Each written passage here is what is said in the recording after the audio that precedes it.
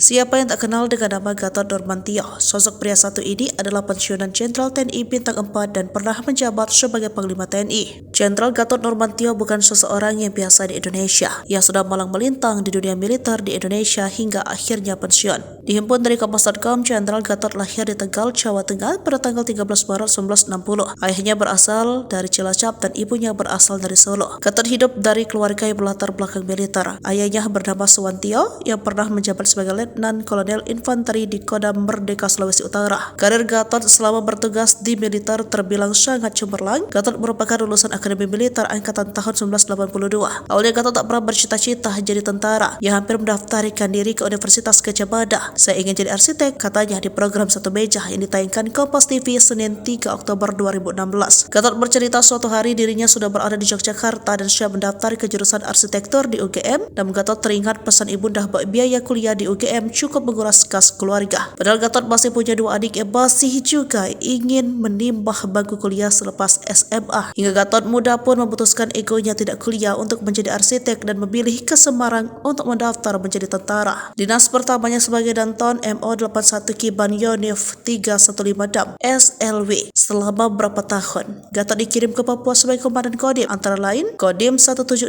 Maruke, kemudian Dandim 1701 Jayapura. Kemudian di tahun 2014, Gatot resmi menjabat sebagai Kepala Staf Angkatan Darat. Puncak karirnya yaitu menjadi Panglima TNI ke-16 pada usia 55 tahun dan dilantik oleh Presiden Joko Widodo di Istana Negara, Jakarta pada Rabu 8 Juli 2015. Namun saat pemberhentian Gatot sebagai Panglima TNI Gatot Nurmantio pada Jumat 8 Desember 2017 menjadi kontroversi. Pemberhentian ini ditandai dengan dilantiknya Marsikal Hadi Cahyanto sebagai Panglima TNI oleh Presiden Jokowi. Lewat kanal YouTube Hersubeno Point, Gatot menyatakan bahwa pergantian jabatannya sebagai Panglima TNI berkaitan dengan instruksinya untuk memutarkan film G30 SPKI. Namun alasan Jenderal Gatot Nurmantio dibantah oleh pihak Istana Negara dan tidak ada kaitannya. Kemudian pada 18 Agustus 2020, Gatot bersama sejumlah tokoh di Indonesia mendeklarasi koalisi aksi menyelamatkan Indonesia di Tugu Proklamasi, Jakarta Pusat, Selasa 18 Agustus 2020. Kami disebut sebagai gerakan moral seluruh rakyat Indonesia untuk menegakkan kebenaran dan keadilan sosial.